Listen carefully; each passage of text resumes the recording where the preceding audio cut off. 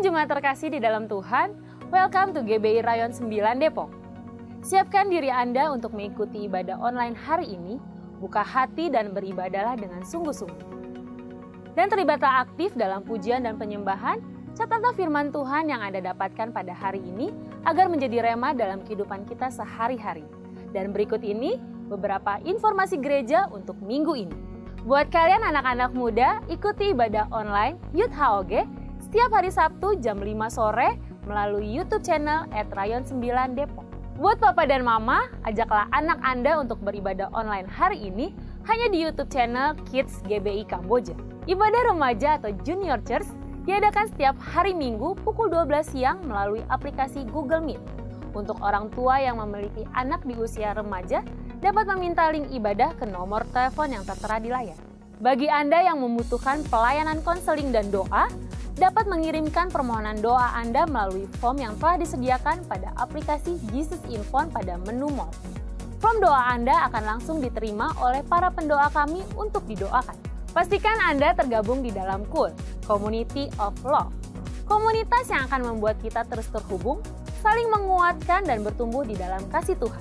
Bagi Anda yang ingin bergabung di dalam KUL, dapat menghubungi kami melalui nomor telepon yang tertera di layar. Bagi Anda yang rindu menabur atau memberikan persembahan, perpuluhan, dan ucapan syukur, dapat melalui Bank BCA dengan nomor rekening yang tertera di layar. Atau dengan memindai QR Code yang ada melalui e-wallet seperti M-Banking, OVO, GoPay, Link Aja, Dana, dan lainnya. Bukti slip transfer dapat dikirim melalui WhatsApp yang tertera di layar. Dan juga, saudara dapat menabur dan berbagi kasih dengan sesama di tengah pandemik ini melalui dompet peduli KUL di nomor rekening yang tertera di layar. Demikianlah informasi gereja untuk sepekan ini. Sesaat lagi kita akan segera memulai ibadah online. Mari, terus kita bangun mesbah Tuhan bersama keluarga di rumah. Selamat beribadah, selamat menikmati hadiratnya dan kasihnya. Tuhan Yesus memberkati. Masing-masing pribadi kita, saudara, taruh iman dalam hati kita.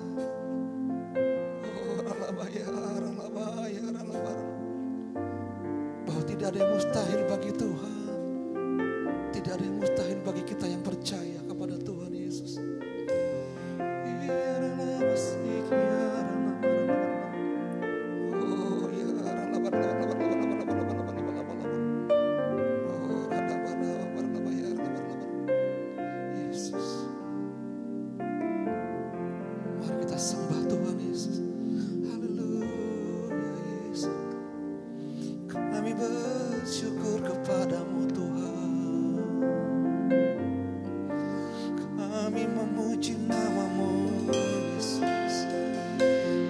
Segala-galanya ya Tuhan dalam hidup kami.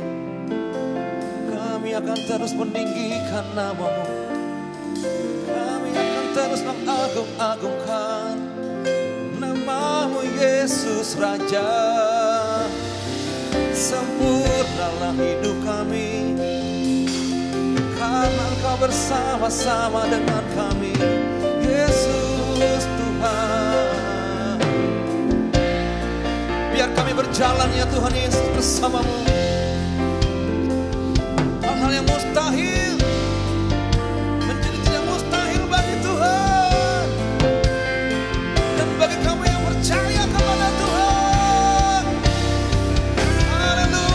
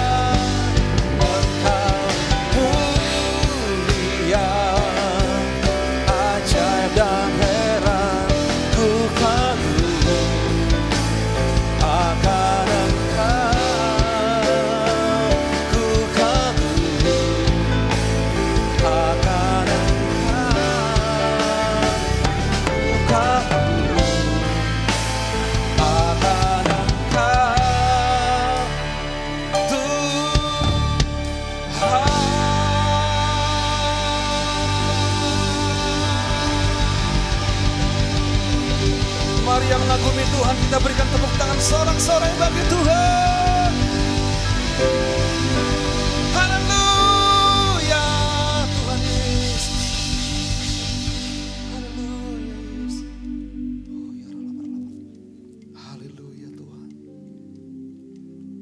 Kami rasakan Kau hadir di tengah-tengah kami. Dimanapun kami berada, ya Tuhan. Kehadiran-Mu kami rasakan ya Tuhan Yesus. Kehadiran-Mu membebaskan kami. Haleluya, haleluya, haleluya. Terima kasih Tuhan. Kami membawa ya Tuhan Yesus hari ini Bapak rohani kami, Gembala pembina kami, Gembala sidang kami ya Tuhan Yesus. Pastor Niko Nyotor Harjo ya Tuhan Yesus. Terima kasih untuk Pak Niko ya Tuhan. Terus ya Tuhan jaga lindungi ya Tuhan Yesus Gembala sidang kami, Gembala pembina kami. Tutup bungkus Pak Niko dengan kuasa darah-Mu ya Tuhan Yesus. Kami berdoa untuk Ibu Hermin ya Tuhan Yesus. Kami berdoa untuk cucu menantu Pak Niko ya Tuhan. Dijaga, dilindungi oleh Tuhan. Penyertaan Tuhan sempurna untuk Gembala pembina kami, Gembala sidang kami ya Tuhan Yesus. Kami juga membawa ya Tuhan Gembala rayon kami yang kami kasih. Pendeta Insinyur Yongki Taufan Wijoyo MTH ya Tuhan Yesus. Perlindungan kuasa Allah sempurna bagi gembala kami ya Tuhan.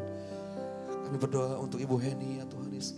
Untuk anak-anak Pak Yongki, cucu menantu Pak Yongki ya Tuhan Yesus. Dilindungi, diberikan kekuatan oleh Tuhan. Pengurapan-Mu yang dahsyat ya Tuhan Yesus.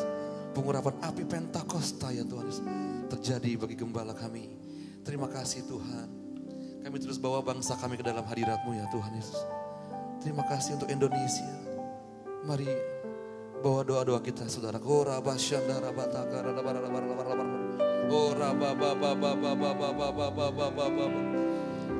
ora basyandara dabarada. Curahkan belas kasihan-Mu bagi bangsa kami Indonesia ya Tuhan Yesus. Kami berdoa ya Tuhan Indonesia ya Tuhan. Engkau jaga, Engkau lindungi bangsa kami. Dari mara bahaya, dari malapetaka, dari sakit penyakit ya Tuhan. Terima kasih untuk Indonesia ya Tuhan Yesus. Kami terus bawa ya Tuhan Bapak Presiden kami ya Tuhan Yesus, Bapak Jokowi. Dan juga wakilnya Kiai Haji Ma'ruf Amin ya Tuhan Yesus. Beri kesehatan ya Tuhan bagi Presiden dan Wakil Presiden kami ya Tuhan Yesus. Terima kasih Tuhan, terima kasih. Biar semua kebijaksanaan-Mu ya Tuhan Yesus turun bagi bangsa kami Indonesia melalui Jokowi ya Tuhan Yesus. Terima kasih Tuhan, terima kasih. Haleluya.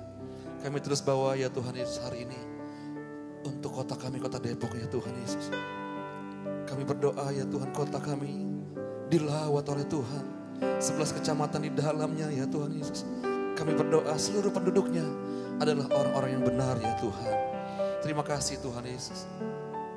Taman doa rumah pengorbanan Bait Salomo pakai tempat ini untuk mempersatukan gereja-gereja ya Tuhan Yesus. Antar denominasi ya Tuhan. Melalui doa pujian penyembahan bersama-sama dalam unity. Dan yang melakukan kehendak Bapa pada zaman ini. Terima kasih Tuhan. Kami terus bawa bangsa Israel umat pilihan-Mu ya Tuhan ke dalam tangan-Mu. Biar Israel menyembah-Mu ya Tuhan Yesus. Diberkatilah udaranya, airnya, pemerintahannya, jiwa-jiwa di Israel ya Tuhan Yesus. Kami berdoa lawatan Tuhan, api Pentakosta, Roh Kudus dicurahkan, berlimpah-limpah, berlimpah-limpah atas tanah perjanjian. Terima kasih ya Tuhan Yesus. Setiap kami yang hari ini ya Tuhan Yesus, dalam live streaming ini ya Tuhan beribadah ya Tuhan. Kami berdoa yang sakit disembuhkan ya Tuhan Yesus, yang lemah dikuatkan, yang susah dihibur. Dan kami semua diberkati secara rohani, materi, berlimpah-limpah atas hidup kami. Terima kasih ya Tuhan Yesus. Ini doa dan ucapan syukur kami ya Bapa. Di dalam nama Tuhan Yesus kami berdoa dan kami mengucapkan syukur. Haleluya. Bersama-sama kita katakan amin. Kita berikan tepuk tangan bagi Tuhan yang dahsyat saudara. Haleluya. Kita percaya hari-hari ini Roh Kudus sedang dicurahkan atas kita, atas gerejanya. Yang setuju dan yang percaya sama-sama katakan amin. Haleluya. Kita berikan tepuk tangan bagi Tuhan yang dahsyat. Haleluya.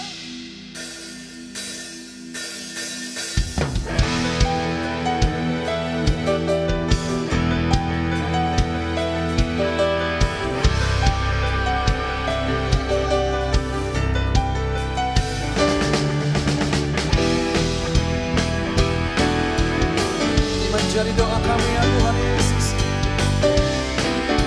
Roh Kudus dicurahkan. Roh Kudus, Roh Allah, bakar hati dan hidupku. Apimu bakarku, jadi korban persembahan. Jamah bibir, hati dan pikiran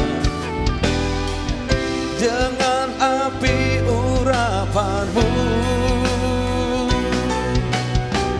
Beriku kasih kudusmu, dan kau sebangsa bagimu. Gerakkan Roh Allah jadi di sini. Allahku kan melawan umatnya di timur dan barat, dari utara selatan. Lawatan Allah sekarang.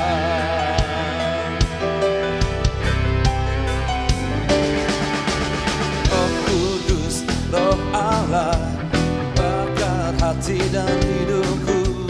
Apimu bakarku, jadi korban persembahan. Jamah bibir, hati dan pikiran dengan api urapanmu. Ku kasih kudusmu, yang kau sebangsa bagimu. Haleluya. Gerakkan Roh Allah jadi di sini. Allahku kan melawan umatnya di timur dan barat, dari utara selatan. Lawatan Allah sekarang. Gerakkan Roh Allah jadi di sini. Allahku kan melawan umatnya di timur dan barat, dari utara selatan. Lawatan Allah sekarang. Gerakkan Roh Allah jadi di sini.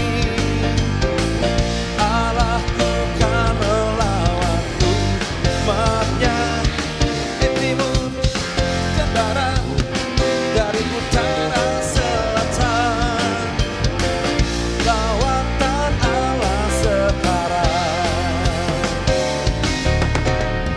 Lawatan Allah, lawatan Allah, lawatan Allah, lawatan Allah, lawatan Allah, lawatan Allah, lawatan Allah, lawatan Allah sekarang.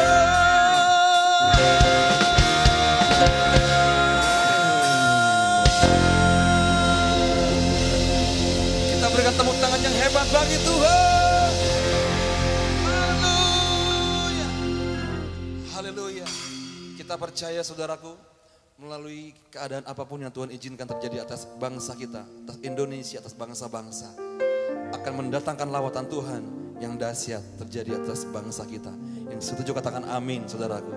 Kita berikan tepuk tangan bagi Tuhan yang luar biasa. Haleluya. Haleluya. Selamat hari Minggu. Saya percaya semua diberkati Tuhan berlimpah-limpah. Pada edisi Voice of Pentecost kali ini kita membahas tentang persembahan perjanjian atau covenantal offering. Menurut saudara, apakah perlu kita memberikan persembahan? Jika terjadi situasi seperti kehilangan pekerjaan, sakit, musibah atau bencana, dan lain-lainnya, apalagi di saat seperti ini yang masih pandemi COVID-19, perlukah kita memberi persembahan? Sesungguhnya Alkitab menyatakan memberikan persembahan tidak terpisahkan dari kehidupan orang percaya.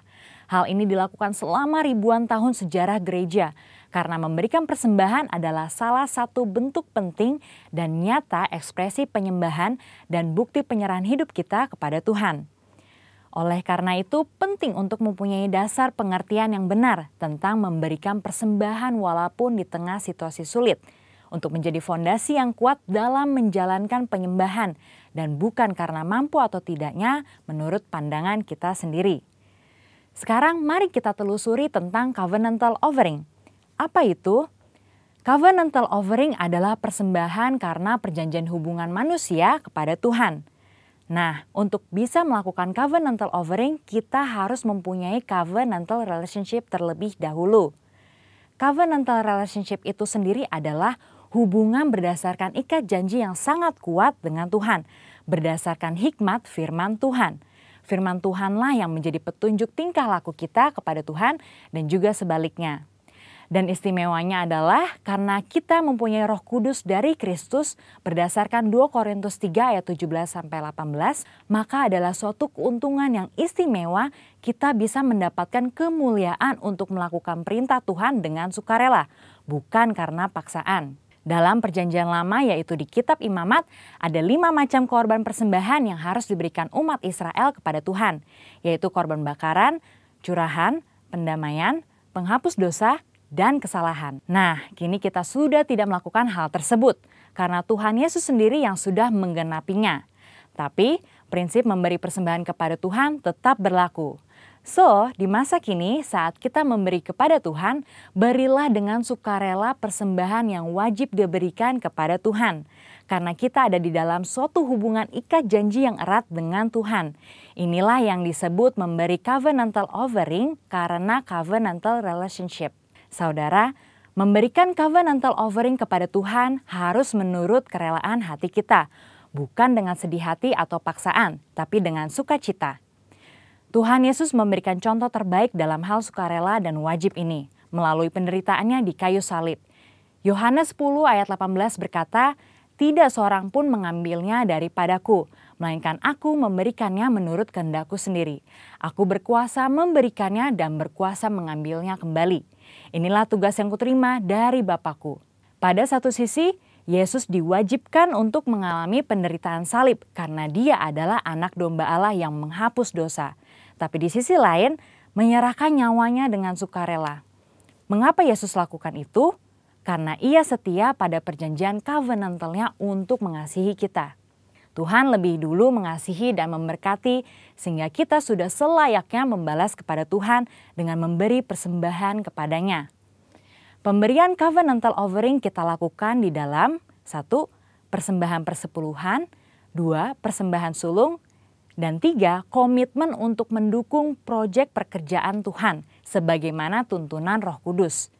Berarti saat kita melakukan covenantal offering itu mencerminkan bagaimana kita sesungguhnya mengasihi dan menyembah Allah. Memberikan persembahan juga bentuk penyerahan total kehidupan kita kepada Tuhan.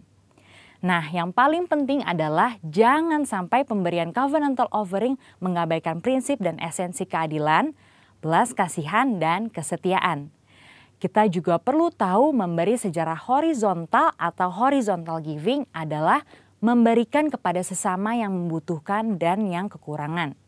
Pemberian ini juga penting loh dalam pandangan Tuhan dan bahkan menjadi tugas kita sebagai jemaat untuk memperhatikan mereka yang berkekurangan. Tetapi jangan lupa, pemberian persembahan covenantal harus dilaksanakan terlebih dahulu. Jadi, dalam situasi susah ini, apa kita tetap perlu memberikan persembahan? Jawabannya ya. Ingat, persembahan merupakan ekspresi penyembahan yang penting kepada Tuhan yang telah memberikan anugerah terbaik. Kita memberi persembahan kepada Tuhan melalui institusi yang Tuhan tetapkan untuk menerima dan mengelolanya, yaitu gereja di mana kita tertanam dan bertumbuh seperti dalam Maleakhi 3 ayat 10. Pertanyaan kedua, apakah memberi persembahan harus ke gereja atau langsung kepada mereka yang membutuhkan? Jawabannya juga ya untuk keduanya.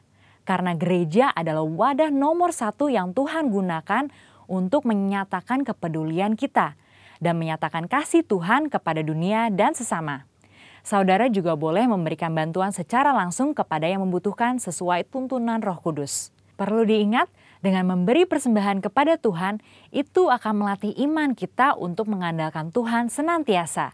Dan memberi akan melatih sikap kita sebagai seorang pengelola, bukan pemilik. Mari kita jaga hubungan dengan Tuhan apapun yang terjadi. Berikan kepada Tuhan persembahan covenantal offering, karena Tuhan sudah lebih dahulu memberkati dan membawa kita masuk dalam covenantal relationship dengannya. Jadi, tunggu apa lagi? Mari kita memberi persembahan dengan sukacita. Kita diberkati untuk menjadi berkat bagi orang lain. Tuhan Yesus memberkati. Amin. Mari bersama-sama kita siapkan hati kita, saudaraku, untuk dengar firman Tuhan melalui hamba-Nya.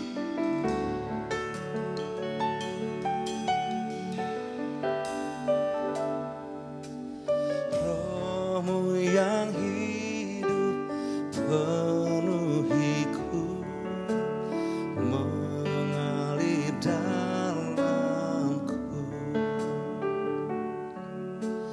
Jiwaku tenang bersamamu dalam naunganmu. Ku buka hati untuk jamahanmu, berserah penuh di hadiratmu. Kau ambil alih seluruh hidupku, di altarmu menyembahmu.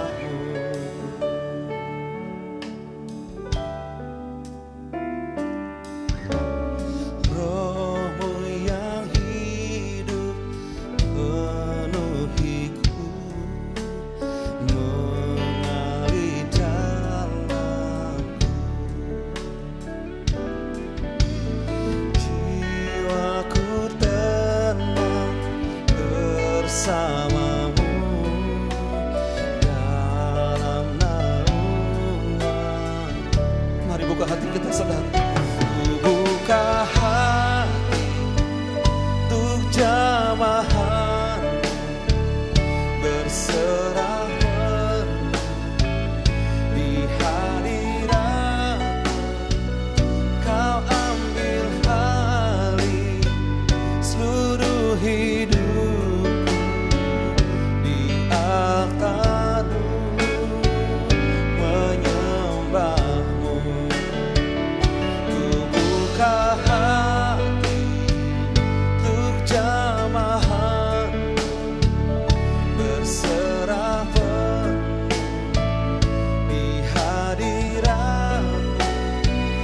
Kau ambil alih seluruh hidupku, di altarmu menyembahmu. Katakan dari awal pujian ini, saudara. Roh-Mu yang hidup penuhiku, mengalir dalamku. Jiwa kami tenang bersama. Jiwaku tenang bersamamu dalam naunganmu.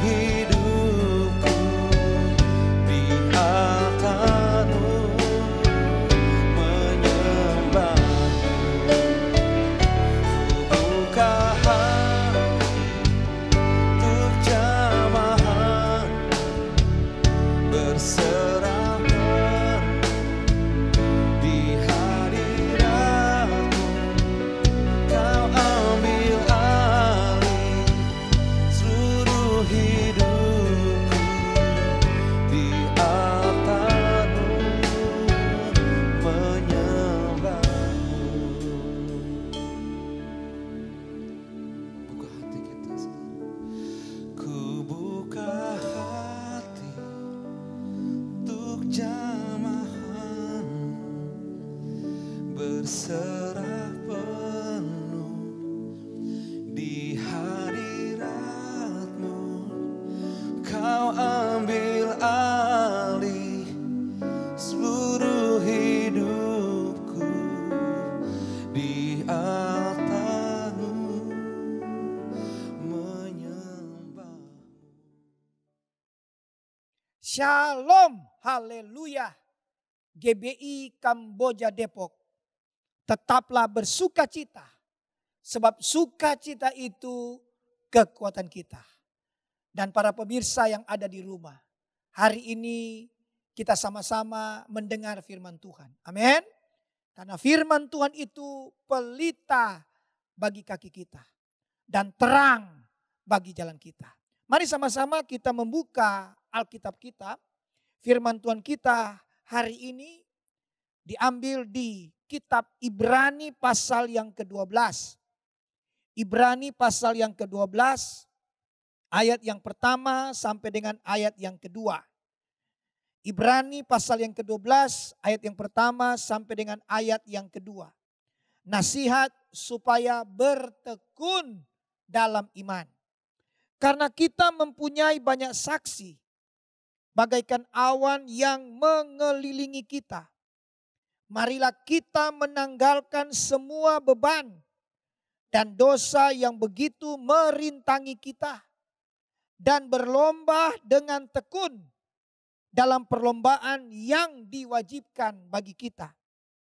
Marilah kita melakukannya dengan mata yang tertuju kepada Yesus, yang memimpin kita dalam iman dan yang membawa iman kita itu kepada kesempurnaan, yang dengan mengabaikan kehinaan, tekun memikul salib, ganti sukacita yang disediakan bagi Dia yang sekarang duduk di sebelah kanan takhta Allah. Haleluya. Bapak Ibu Saudara kekasih dalam Tuhan, belajar dari orang-orang percaya yang sudah mendahului kita. Karena ketekunan mereka, karena mereka memelihara iman, mereka memiliki respon yang benar. Mereka orang-orang percaya yang sudah mendahului kita memiliki respon yang benar. Sehingga mereka keluar sebagai pemenang. Mereka mengalami kekekalan bersama dengan Tuhan. Puji Tuhan, haleluya. Bapak Ibu Saudara kekasih dalam Tuhan, bertekun. Amin. Bertekun artinya berusaha. Sungguh-sungguh. Tetap berpegang teguh. Memusatkan segenap pikiran dan tenaga. Amin.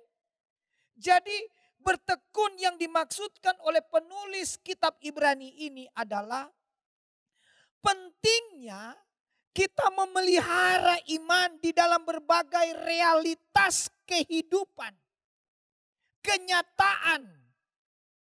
Di dalam berbagai realita kehidupan kenyataan hari-hari ini yang sedang kita alami.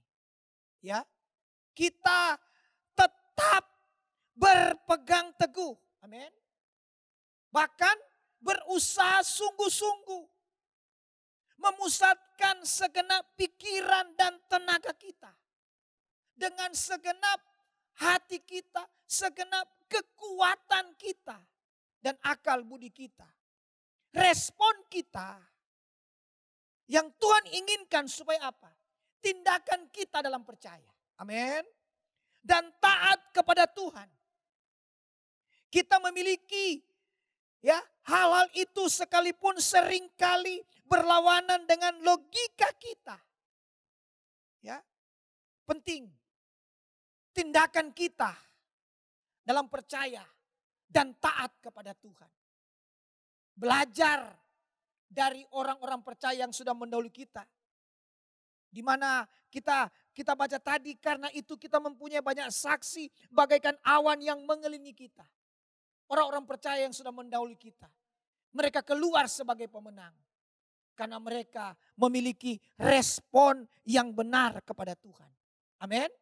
Jadi Bapak Ibu Saudara kasih Tuhan, bertekun dalam iman adalah keteguhan hati. Amin. Sungguh-sungguh memusatkan pikiran untuk mempercayai hal-hal yang belum terjadi, belum terlihat. Karena kita mendengar firman Tuhan. Dan kemudian tetap percaya. Amin. Tetap percaya sekalipun dalam situasi yang tidak memungkinkan untuk percaya. Amin. Ingat, saudara, kemenangan di dalam hidup ini hanya 10% ditentukan oleh apa yang terjadi atau apa yang kita alami. Tetapi 90% ditentukan oleh respon kita. Itulah sebabnya tema firman Tuhan memiliki respon yang benar. Karena respon yang benar itulah yang sangat amat penting di dalam kehidupan kita. Sehingga kita keluar sebagai pemenang. Amin. Kita tidak bisa mengendalikan apa yang terjadi dalam hidup kita. Karena Tuhanlah yang menjadi pengendalian dalam hidup kita. Karena itu terpenting dalam kehidupan kita ini. Yaitu ambil respon yang benar. Miliki sikap hati yang benar. Amin saudara. Inti khotbah kita hari ini adalah ada 4 respon. Ada 4 respon. Supaya apa? Supaya kita keluar sebagai pemenang. Amin. Supaya kita keluar sebagai pemenang. Karena ketekunan itulah kita menang atas dosa. Karena ketekunan itulah dengan kita memelihara iman kita itulah kita keluar sebagai pemenang. Menang atas masalah. Menang atas sakit penyakit.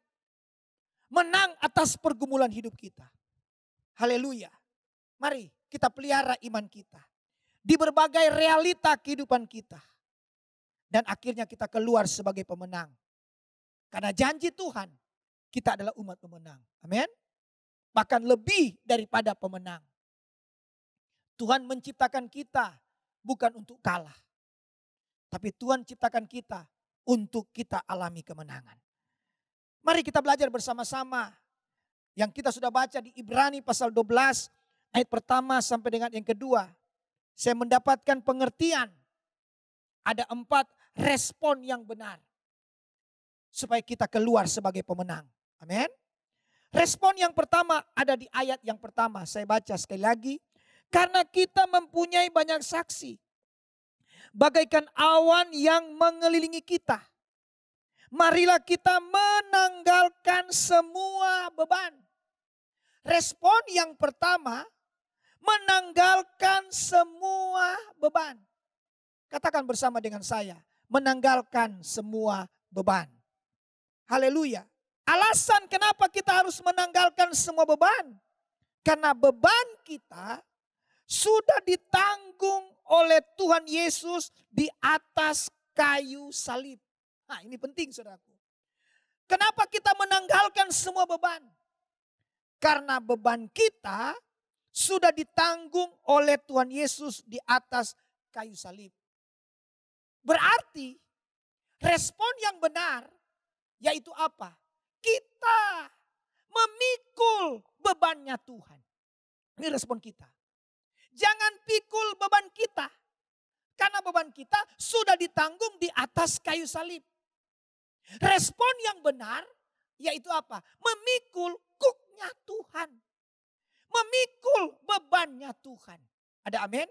Mari kita baca di Matius pasal yang ke-11. Haleluya. Matius pasal yang ke-11 ayat yang ke-28. Haleluya. Matius 11 ayat yang ke-28.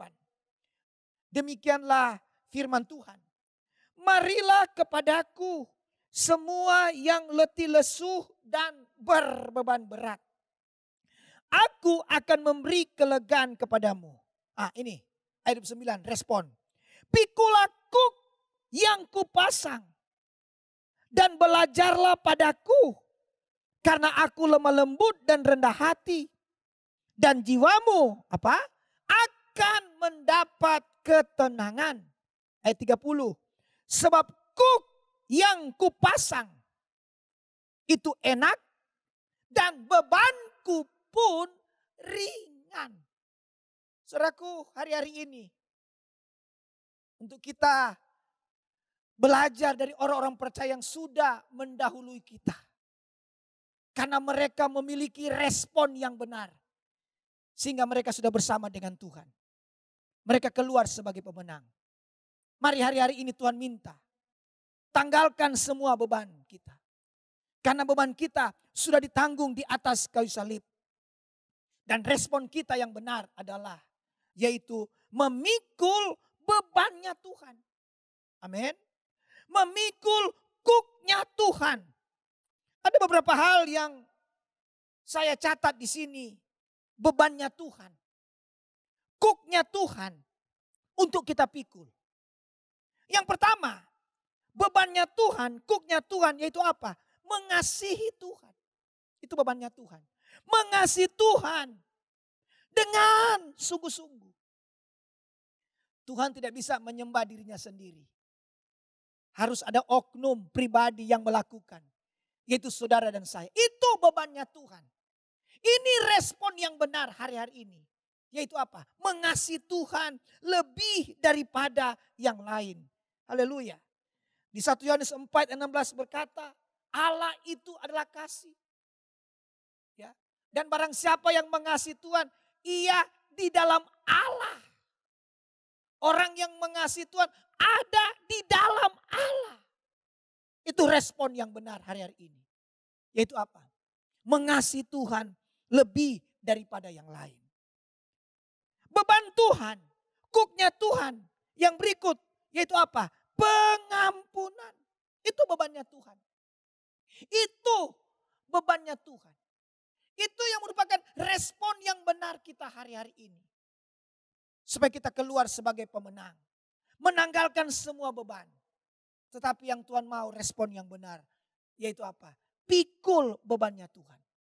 Jangan pikul bebannya kita. Apa itu bebannya Tuhan? Yaitu pengampunan. Pengampunan. Oh haleluya. Pengampunan tanpa syarat. Ada orang mengampuni pakai syarat. Kadang-kadang istri berkata kepada suami, saya mengampuni, tapi cium dulu kaki saya. Pakai syarat. Padahal bebannya Tuhan itu tidak ada syarat. Itu respon yang benar. Karena kita pikul beban kita. Kita sih mengampuni. Tapi mengampuni pakai syarat itu beban. Akhirnya apa? Akhirnya kita tidak keluar sebagai pemenang. Terus mengalami kelelahan. Terus mengalami keletihan. Ya, ini yang Tuhan minta hari-hari ini. Pikul bebannya Tuhan. Itu respon yang benar. Apa itu? Pengampunan. Pengampunan tanpa syarat. Pengampunan tanpa batas. Kadang-kadang kita mengampuni, tapi ada batas. Sama seperti Petrus berkata, Tuhan berapa kalikah aku harus mengampuni? Mungkin Petrus pikir ya cukup 2 kali, 3 kali, 5 kali. Tapi apa? Yesus katakan 70 kali 7. Nah, hitung aja itu saudara, berapa itu? Ya, jadi bebannya Tuhan yaitu apa? Mengampuni. Beda mungkin dengan beban kita yang kita pikul. Akhirnya kita lelah, letih, lesu, loyo, lemah, apa saja terjadi. Sehingga kita tidak keluar sebagai pemenang. Tapi luar biasa. Bagaikan awan yang mengelilingi kita. Menjadi saksi. Artinya apa? Orang-orang percaya yang sudah mendahului kita. Karena mereka memiliki respon yang benar. Sehingga mereka keluar sebagai pemenang. Mari Tuhan minta ambil respon yang benar. Jangan pikul beban kita. Tanggalkan. Tapi pikul bebannya Tuhan. Apa itu? Mengampuni tanpa batas. Mengampuni sampai tuntas. Kita mengampuni tapi kadang-kadang tidak tuntas. Kita berkata, Pak, saya sudah mengampuni. Tapi Pak, ini tapinya itu. Tapinya itu yang jadi beban. Tapinya itu yang jadi beban. Akhirnya kita letih lesu di dalam kehidupan ini. Dalam realita kehidupan ini. Sehingga kita tidak keluar sebagai pemenang. Tapi respon yang benar. Yaitu apa? Pikul bebannya Tuhan. Apa itu bebannya Tuhan? Mengampuni sampai tuntas. Oh, haleluya. Haleluya. Apalagi bebannya Tuhan. Apalagi cooknya Tuhan. Apa itu? Memberitakan Injil. Alkitab berkata, celakalah aku jika aku tidak beritakan Injil. Baik atau tidak baik. Siap ataupun tidak siap. Beritakanlah Injil, damai sejahtera. Itu bebannya Tuhan. Ya, saudaraku, dengan kondisi pandemi COVID-19. Dengan kondisi keadaan ekonomi hari-hari ini. Kadang-kadang kita lebih fokus kepada bebannya kita. Padahal hatinya Tuhan. Padahal bebannya Tuhan. Merindukan supaya banyak orang diselamatkan. Tidak peduli dengan apa yang terjadi hari-hari ini. Tapi mari terus kita pikul bebannya Tuhan. Itu yang membuat kita keluar sebagai pemenang. Ingat, ini respon yang benar. Di tengah kondisi, di tengah kenyataan hari-hari ini. Ya, realita kehidupan ini. Tetaplah bertekun dalam iman. Memelihara iman kita. Sekalipun situasi, keadaan, kenyataan yang terjadi. Tapi terus pikul bebannya Tuhan. Apa itu? Memberitakan Injil. Haleluya. Apalagi bebannya Tuhan. Apalagi cooknya Tuhan yang harus kita pikul. Yaitu apa? Memberi, menabur. Ya, mari kita baca 2 Korintus 9. Haleluya. 2 Korintus pasal yang ke-9. Ayat yang ke-7. 2 Korintus 9 ayat yang ke-7. Hendaklah masing-masing memberikan menurut kerelaan hatinya. Jangan dengan sedih hati atau karena paksaan. Sama dengan oleh karena ada beban. Beban dalam dirinya. Ingat, sebab Allah mengasihi orang yang memberi dengan apa? Sukacita. Haleluya. Saudaraku, kalau kita pikul bebannya kita, ya, apa yang terjadi? Pasti pertanyaan-pertanyaan itu terlontar dalam pikiran kita, bahkan langsung ke mulut kita. Mungkin kita berkata, apa-apaan nih dalam kondisi ekonomi seperti ini? Memberi, menabur. Itu pasti. Kenapa? Karena respon kita itu apa? Kita pikul beban kita. Kita kekurangan mungkin. Kondisi seperti ini. Keuangan morat-marit. Itu beban kita. Tetapi tidak kebetulan Bapak Ibu mendengar firman Tuhan hari ini. Tanggalkan semua beban. Itu respon yang benar. Tanggalkan semua beban. Dan biarkan, buka hati. Kita pikul bebannya Tuhan. Amin. Buka hati. Kita pikul cooknya Tuhan. Apa itu? Mengasihi Tuhan lebih daripada yang lain. Mengampuni tanpa syarat, tanpa batas sampai tuntas. Memberitakan Injil siap ataupun tidak siap. Keadaan, realita apapun yang terjadi hari-hari ini. Memberi, menabur sekalipun kondisi ekonomi seperti ini. Nah, ketika kita memikul beban-bebannya Tuhan ini, saya percaya ini yang tadi kita baca, di mana jiwa kita mendapat ketenangan. Amin. Inilah respon yang pertama, Bapak Ibu Saudara, supaya kita keluar sebagai pemenang. Amin. Terus bertekun dalam iman ini. Terus pelihara iman ini. Ya, dengan keputusan yang tepat. Dengan ketaatan walaupun tidak memungkinkan untuk kita percaya. Karena keadaan realita kehidupan hari-hari ini. Tapi ambil respon yang benar. Tadi respon yang benar menanggalkan semua beban kita. Amin. Itu yang pertama. Mari kita lihat respon yang kedua. Respon yang kedua. Masih di ayat yang pertama di Ibrani pasal yang ke-12. Ayat yang pertama. Haleluya. Dikatakan, marilah kita menanggalkan semua beban dan dosa yang begitu merintangi kita. Haleluya. Respon yang kedua, perhatikan. Menanggalkan semua dosa yang begitu merintangi kita. Haleluya. Ini respon yang kedua. Yaitu apa? Menanggalkan semua dosa yang begitu merintangi kita. Bapak Ibu Saudara kasih Tuhan, ada 4 hal yang saya catat ini. Yang dikatakan Alkitab tentang dosa. Perhatikan. 4 hal yang dikatakan Alkitab tentang dosa yang saya catat. Yang pertama, dengar baik. Tuhan mengasihi orang berdosa. Amin. Yang kedua, Tuhan tidak kompromi dosa. Yang ketiga, Tuhan jadi dosa karena kita. Pengampunan dosa. Dan yang keempat, mengaku dosa. Haleluya.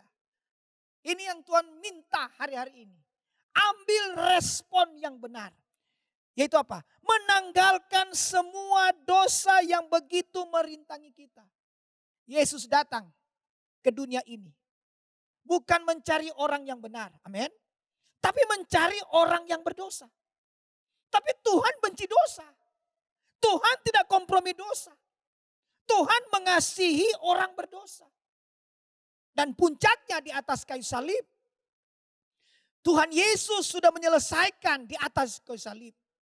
Di mana dia jadi dosa karena kita.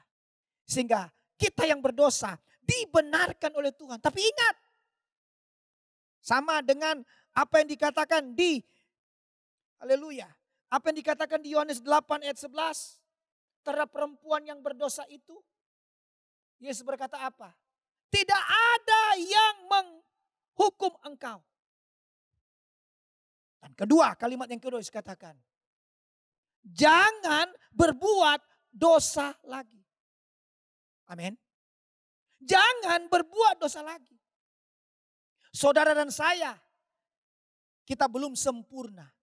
Kita sedang menuju kepada kesempurnaan itu. Tidak ada yang kebal dosa. Tidak ada. Tetapi supaya kita keluar sebagai pemenang. Ambil respon yang benar. Yaitu apa? Menanggalkan semua dosa yang begitu merintangi kita. Respon yang kedua, hidup kudus. Hidup kudus. Ya. Saya teringat apa yang dikatakan oleh gembala kita. Gembala GBI Kamboja Depok, Gembala Rayon 9 berkata, Pak Yongki katakan, pastikan saldo dosa kita 0. Saldo dosa kita 0. Artinya apa? Saldo dosa kita 0. Bisa jatuh dalam dosa. Tapi ada pengakuan dosa. Amin. Kita mengakui. 1 Yohanes 1 ayat 9 berkata, jika kita mengaku, ia setia dan adil. Amin. Ia mengampuni segala dosa kita dan menyucikan kita dari segala kejahatan. Katakan amin. Ya, Tuhan menerima kita orang berdosa. Karena Tuhan mencari orang berdosa untuk diselamatkan. Tapi respon kita yang kedua, ya, yaitu apa? Tanggalkan semua dosa yang begitu merintangi kita. Jangan berbuat dosa lagi. Minta ampun sama Tuhan. Hidup kudus. Jangan sembunyikan dosa. Haleluya. Jangan sembunyikan dosa di balik penampilan. Jangan sembunyikan dosa di balik pelayanan. Jangan sembunyikan dosa di balik kekuasaan. Di balik kemuliaan. Dari luar kelihatan.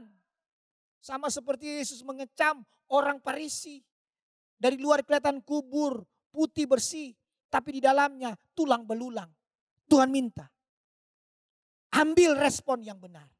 Sekali lagi, tidak ada yang kebal dosa. Tapi kita sudah dengar firman Tuhan hari ini. Di mana Alkitab mencatat tentang dosa. Yaitu apa? Pengakuan dosa. Ya, akui pada Tuhan. Sehingga 1 Tesalonika 5 ayat 23 berkata, semoga Allah damai sejahtera. Semoga Allah damai sejahtera menguduskan kita apa? Seluruhnya. Itu apa? Roh, jiwa, tubuh kita terpelihara sempurna. Tak bercacat pada kedatangan Yesus yang kedua kali. Amin. Setuju dengan saya, Tuhan segera datang? Amin. Tuhan segera datang. Dan dia datang dapati anak-anak Tuhan dalam kondisi hidup kudus tak bercacat. Karena itu untuk kita hidup kudus dan tak bercacat, ambil respon yang benar. Respon yang kedua apa? Tanggalkan semua dosa yang begitu merintangi kita. Ya, ada dosa, cepat dibereskan. Ada dosa, cepat diselesaikan. Jangan sembunyikan dosa. Ya, suami istri, orang tua anak yang mendengar firman Tuhan di rumah ini. Para pemirsa dimanapun Anda berada sekarang ini. Mari buka hati kita kepada Tuhan. Buka hati kita kepada Tuhan. Ada ganjalan, ada dosa, selesaikan kepada Tuhan. Sehingga ketika ia datang kedua kali. Ia datang kedua kali. Ingat, kedatangan Tuhan bisa berbentuk kematian. Tidak ada yang tahu. Kedatangan Tuhan bisa berbentuk kita yang hidup, kita yang masih hidup, diubahkan, rapture, pengangkatan. Itu kapan bisa terjadi? Dan semuanya itu sudah singkat. Kedatangan Tuhan sudah sangat singkat. Jadilah mempelai Kristus. Menjadi dewasa dalam Tuhan. Karena itu kita buka hati. Roh Kudus, urapiku. Roh Kudus, mampukanku. Supaya apa? Supaya kita diurapi. Karena Roh Kuduslah yang membantu kita di tengah kelemahan kita. Sehingga kita hidup kudus. Amin. Ada sukacita? Haleluya. Itu respon yang kedua. Respon yang kedua. Yaitu menanggalkan semua dosa yang begitu merintangi kita. Amin. Mari kita baca lagi, kita perhatikan lagi respon yang ketiga. Respon yang ketiga. Masih ada di ayat yang pertama tadi di Ibrani pasal 12. Marilah kita menanggalkan semua beban dan dosa yang begitu merintangi kita. Ini respon yang ketiga. Dan berlomba dengan tekun. Amin. Dan berlomba dengan tekun dalam perlombaan yang diwajibkan bagi kita. Catat, perhatikan. Respon yang ketiga, ya, kita keluar sebagai pemenang. Terus bertekun dalam iman, memelihara iman kita. Sehingga kita keluar sebagai pemenang. Respon yang ketiga artinya adalah berlomba dengan tekun. Katakan amin. Jadi respon kita memposisikan kita terus maju, bukan mundur. Ulangi. Respon kita memposisikan kita terus maju, bukan mundur. Maju terus sampai garis akhir. Haleluya. Amin, amin. Respon yang benar. Yaitu apa? Memposisikan kita dalam kondisi maju, bukan mundur. Sampai garis akhir. Katakan amin. Jangan sampai jatuh. Kejatuhan bisa faktor keinginan dunia. Keinginan mata. Keinginan daging. Keangkuhan hidup, kesombongan. Itu bisa menjatuhkan kita. Karena itu respon kita. Pastikan kita dalam posisi maju dengan Tuhan. Terus berlomba. Amin. Karena hidup ini adalah perlombaan. Hidup ini adalah pertandingan iman. Hidup ini adalah suatu perjuangan. Katakan amin. Hidup ini adalah suatu peperangan rohani. Haleluya. Karena itu jangan sampai kita jatuh. Ambil respon yang benar. Itu apa? Berlomba dengan tekun. Ya, kejatuhan bisa terjadi karena kenikmatan dunia. Kejatuhan iman bisa terjadi karena kedagingan. Kejatuhan iman itu bisa terjadi oleh karena tekanan, oleh karena persoalan, oleh karena ancaman dan seterusnya. Kenyataan hari-hari ini saudara, sudah berapa banyak orang-orang Kristen sudah mulai kehilangan pegangan dengan keadaan-keadaan yang seperti ini. Tapi tidak kebetulan Bapak Ibu yang mendengar firman Tuhan hari ini. Percayalah. Percayalah. Tetap memposisikan diri kita di depan. Tanggalkan semua beban kita. Tanggalkan semua dosa kita. Dan ambil respon yang ketiga ini. Berlomba terus dengan tekun. Artinya memposisikan diri dalam kondisi maju bukan mundur. Sehingga kita keluar sebagai pemenang. Pasti selesai. Karena kita bersama dengan Tuhan. Amin, amin. Saudara kasih Tuhan. Rasul Paulus begitu jelas gamblang menguraikan tentang apa arti suatu perlombaan itu. Karena itu hari-hari Tuhan minta terus berlari kepada tujuan. Terus melupakan apa yang ada di belakang kita. Amin. Ada 3 hal yang harus kita perhatikan hari-hari ini. 3 hal yang harus kita perhatikan di dalam respon yang ketiga ini. Yaitu berlomba. Yaitu berlomba dengan tekun. Kalau berbicara perlombaan lari ada 3 hal yang harus diperhatikan. Yang pertama startnya harus sama. Katakan startnya harus sama. Amin. Yang kedua masuk finish. Katakan masuk finish. Dan yang ketiga mendapat juara. Katakan mendapat juara. Haleluya. Yang pertama startnya harus sama. Perhatikan. Setiap pelari yang latar belakang sering juara. Tetap ketika memulai pertandingan start.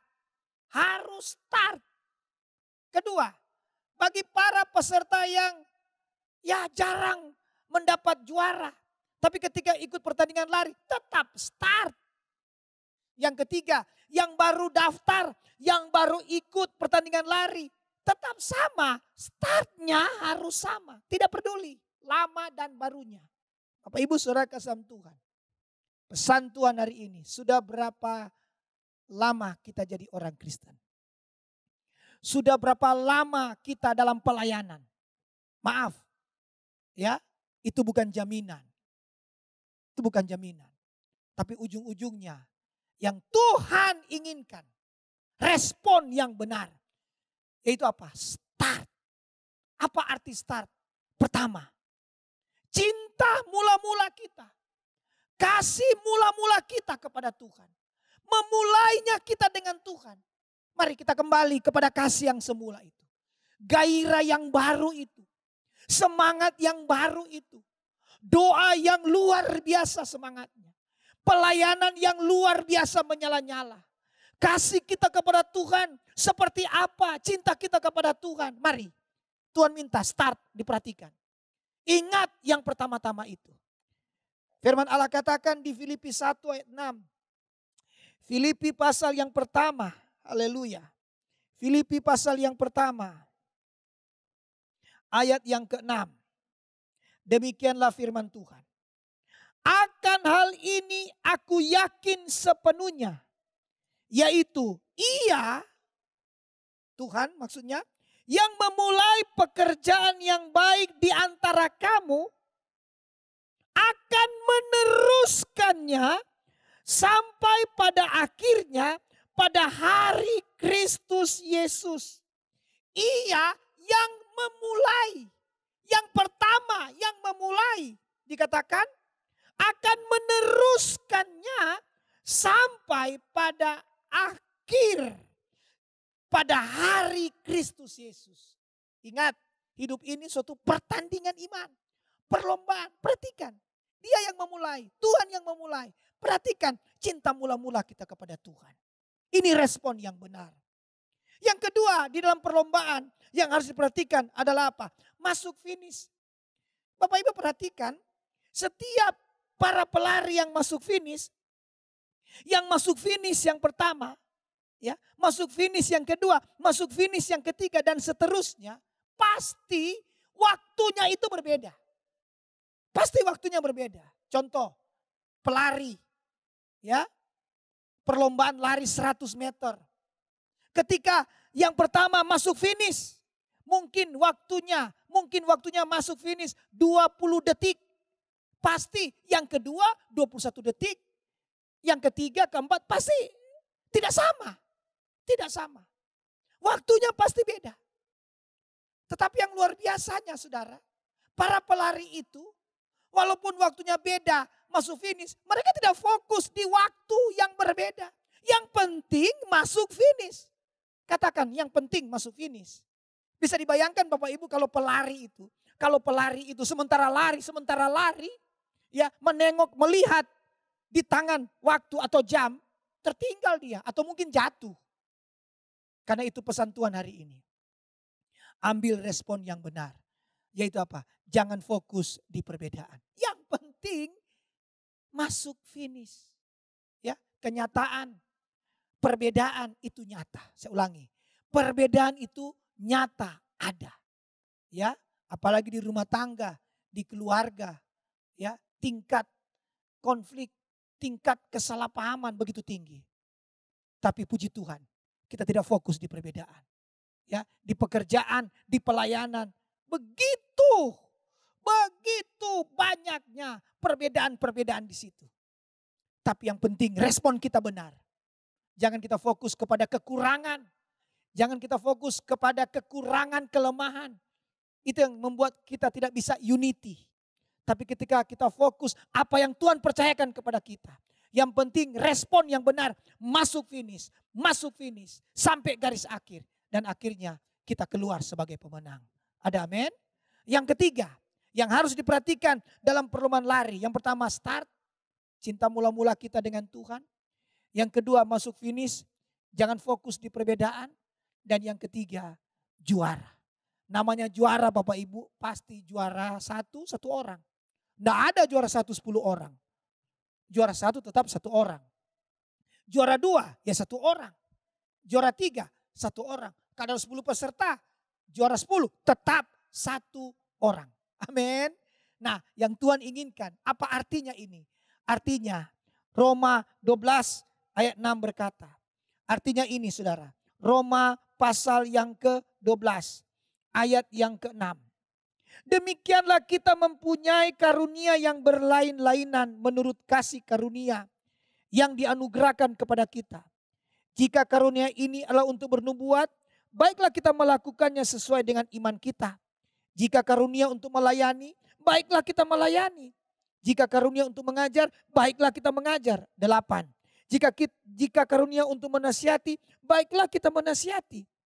Siapa yang membagi-bagikan sesuatu, hendaklah ia melakukannya dengan hati yang ikhlas. Siapa yang memberi pimpinan, hendaklah ia melakukannya dengan rajin. Siapa yang menunjukkan kemurahan, hendaklah ia melakukannya dengan sukacita. Dikatakan kita mempunyai karunia yang berlain-lainan menurut kasih karunia yang dianugerahkan kepada kita. Tapi itu dilakukan oleh satu, itu Tuhan sendiri. Mari, supaya kita tetap bertekun memelihara iman. Sampai kita keluar sebagai pemenang. Penting respon yang benar. Yaitu apa? Bertekun di dalam iman. Yang harus diperhatikan yaitu apa? Apa yang Tuhan percayakan. Apa yang Tuhan percayakan karunia yang berlain-lainan. Tapi di hadapan Tuhan itu sama, satu. Karena itu setialah kepada perkara-perkara yang kecil. Itu respon yang benar. Ya, tanggung jawab, kepercayaan yang Tuhan percayakan kepada kita. Dan saya percaya kita akan keluar sebagai pemenang. Amin. Respon yang pertama, tanggalkan segala beban. Respon yang kedua, tanggalkan dosa yang merintangi kita. Respon yang ketiga, berlomba dengan tekun. Respon yang keempat, yang terakhir. Respon yang keempat, yang terakhir. Perhatikan. Ibrani pasal yang ke-12 tadi. Ibrani pasal yang ke-12 ayat yang Ibrani pasal yang ke-12 ayat yang kedua. Katakan mata yang tertuju kepada Yesus. Haleluya. Mata yang tertuju kepada Yesus. Saudara, ini penting. Respon yang keempat. Yaitu apa? Fokus pada tujuan. Amin. Mata yang tertuju pada Yesus. Fokus pada tujuan. Ya. Ada 3 tujuan. Tujuan yang pertama yaitu apa? Hidup ini suatu penyembahan. Tujuan hidup kita di bumi hanya untuk menyembah Tuhan. Fokus. Ini respon yang benar. Ya. Fokus pada tujuan. Apa itu tujuan yang pertama? Menyembah Tuhan. Ya. Dalam penyembahan itu ada unsur kerendahan hati. Ia semakin besar dan kita semakin kecil. Ya. Fokus kepada penyembahan. Unsur yang kedua apa? Mengejar hadirat Tuhan. Bukan hanya mengejar berkat. Bukan hanya mengejar mujizat. Tapi mengejar hadirat Tuhan. Pemazmur ungkapkan seperti rusa yang merindukan air. Memiliki rasa lapar dan haus kita kepada Tuhan. Untuk mengejar Tuhan. Inilah respon kita. Yaitu apa? Fokus pada tujuan. Fokus kepada penyembahan kita kepada Tuhan. Ia semakin besar dan kita semakin kecil. Tidak mencuri kemuliaan Tuhan. Dan terus ada di hadirat Tuhan. Terus mengejar hadirat Tuhan. Terus intim dengan Tuhan. Melekat kepada pokok anggur itu. Amin. Ya, tujuan yang kedua adalah kekekalan. Ya, ingat hidup ini hanya bersifat sementara. Jelas Alkitab mengungkapkan hidup ini seperti tenda, suatu saat akan dibongkar. Hidup ini seperti bunga, suatu saat akan layu. Hidup ini seperti rumput, sebentar lagi akan mengering. Itulah hidup manusia. Tapi ambil respon yang benar. Yaitu apa? Mata yang tertuju kepada Yesus. Yaitu apa? Fokus pada tujuan. Fokus kepada penyembahan. Menyembah Tuhan, ia semakin besar, kita semakin kecil. Tidak mencuri kemuliaan Allah. Semakin kita diberkati, semakin dipakai Tuhan, semakin rendah hati. Amin. Dan bukan cuma fokus mengejar berkat. Bukan cuma fokus mengejar karunia-karunia roh. Tapi terus fokus untuk mengejar Tuhan. Mengejar hadirat Tuhan. Itulah respon kita yang benar. Fokus pada tujuan penyembahan. Yang kedua, tujuan kekekalan. Di mana kita ada di dunia ini hanya bersifat sementara. Ya, setelah mati ada kehidupan.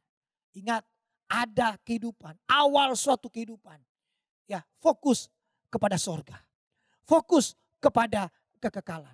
Karena itu selama kita ada di dunia, ambil keputusan. Ambil respon yang benar. Itu apa? Pilihan. Ya, memilih dalam roh, hidup kekal selama-lamanya. Memilih dalam daging, kebinasaan yang kekal. Tapi ambil keputusan yang tepat. Ambil respon yang benar. Yaitu apa respon kita? Fokus pada tujuan. Fokus kepada kekekalan. Bersama-sama selamanya dengan Tuhan. Ya. Yang ketiga. Tujuan yang ketiga. Yaitu apa? Melayani Tuhan dengan maksimal. Apa artinya melayani Tuhan dengan maksimal? Itu yang dikatakan di kitab Daniel pasal 6. Dikata apa? Daniel memiliki roh yang luar biasa. Daniel memiliki excellent spirit. Roh yang luar biasa, yang terbaik. Haleluya. Marilah semua yang kita lakukan yang terbaik. Amin. Semua yang kita lakukan yang terbaik. Itu respon kita. Tanggung jawab, pekerjaan, pelayanan, karunia-karunia roh yang Tuhan percayakan kepada kita. Mari kita lakukan semuanya itu dengan terbaik. Amin. Kita setia dalam perkara-perkara yang kecil. Itu namanya melayani Tuhan dengan maksimal. Maka Tuhan akan percayakan kita kepada perkara-perkara yang besar. Jangan fokus kiri kanan, itu yang membuat iri hati, cemburu. Tetapi fokus pada tujuan. Apa tujuannya? Melayani Tuhan dengan maksimal. Memiliki roh yang luar biasa. Yang terbaik. Contoh seperti Yusuf. Bagaimana Yusuf katakan kepada kepada istri Potifar. Ya, semua yang ada di rumah ini itu bagian saya. Semua yang ada di rumah ini itu kekuasaan yang dipercayakan kepada saya. Tapi khusus istri Potifar itu bukan bagiannya.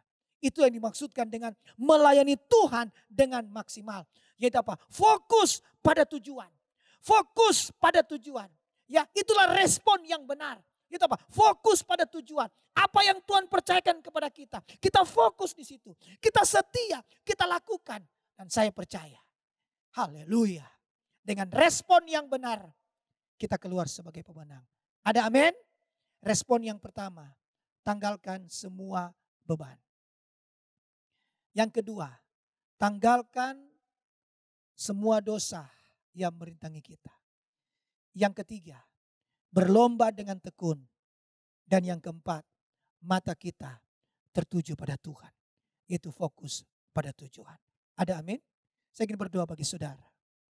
Keadaan apapun engkau yang ada di rumah sekarang. Engkau yang sakit, taruh tanganmu di bagian yang sakit. Atau angkat tangan saudara. Kau sedang mengalami masalah keluarga, masalah rumah tangga, hubungan suami istri, hubungan orang tua anak yang sedang mengalami keretakan. Bahkan mungkin para pemirsa yang ada di rumah ini, ya, rumah tanggamu sedang ada di ambang-ambang perceraian. Buka hati, Tuhan sanggup memulihkan. Engkau yang ada sekarang ini dalam kondisi ekonomi, engkau perlu mengalami terobosan dalam keuangan. Buka hati saudara. Dalam nama Tuhan Yesus. Dalam nama Tuhan Yesus. Yang sakit disembuhkan. Sembuh secara sempurna. Pulih secara sempurna. Dalam nama Tuhan Yesus. Tuhan pulihkan hubungan suami istri. Tuhan pulihkan hubungan orang tua anak. Dalam nama Yesus. Dipulihkan. Dan mengalami kebahagiaan. Tuhan lakukan terobosan keuangan. Terobosan ekonomi terjadi dalam nama Yesus. Sebab engkau datang memberikan hidup. Hidup dalam segala kelimpahan. Terima kasih Tuhan Yesus. Segala puji, hormat, kemuliaan hanya bagi Tuhan. Dalam nama Tuhan Yesus. Haleluya. Puji Tuhan. Mari kita angkat kedua tangan kita. Terimalah berkat Tuhan.